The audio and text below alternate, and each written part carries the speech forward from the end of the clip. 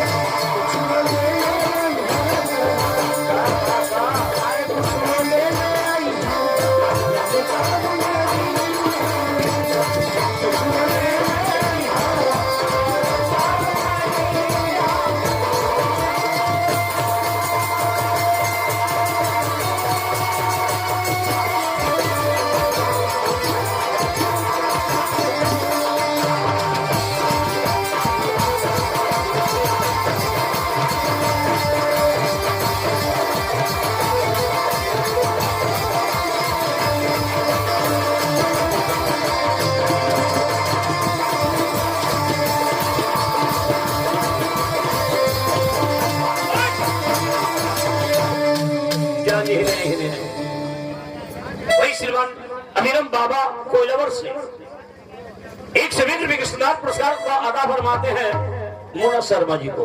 किस बात पर बहुत एक प्यारा चीज बोले हैं कि शर्मा जी जरूर जाकर के बोल दीजिएगा। क्या? इधर आओ, पीछे सबका करते हैं लड़की। इधर आओ।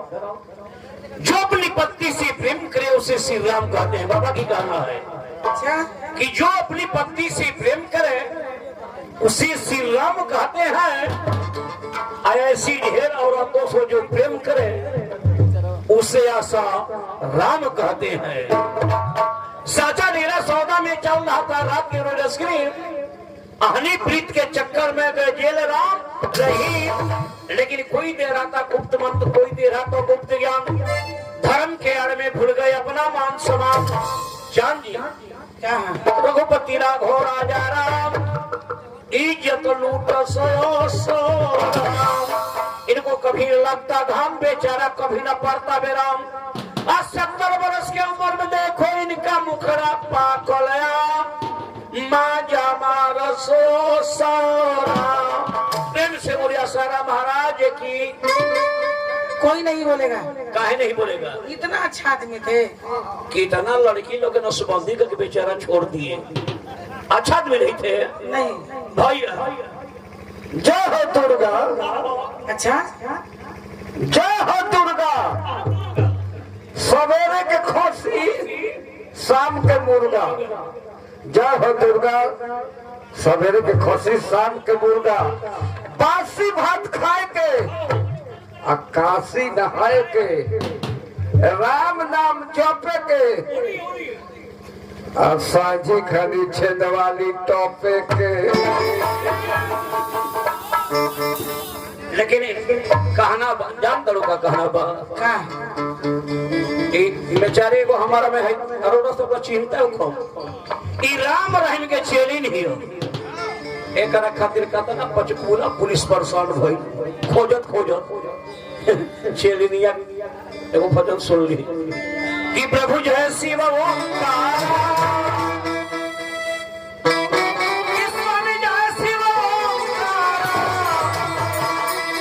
अगरबत्तिया जी भैया अगरबत्तिया तुम दिखा देती कि राम रहीम के त्रिकोण मंडलाकार में जथा इन्हें तो थई ने तो थई वो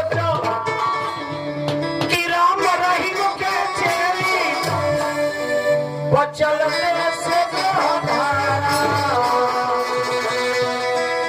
कह के खसी शाम के मुर्गा ऊपर से चले ठारा जो जस करही सोही फल चोही माल मरे देखिए कि हमने के हिंदुस्तान में धर्म के आड़ में अपना पाप होता कि गुल गुल दहिया तू देखावत बाड़ो ये सब नौजवान साथी जुटल बन जाता है देखे खातिर देखावत नहीं कि गुल गुल दहिया तू देखावत बाड़ो कि अखबा टकावत बाड़ो भाई मॉडल क्या कह के खड़ा बड़ी की हंसते देखिए कहानी को हंसो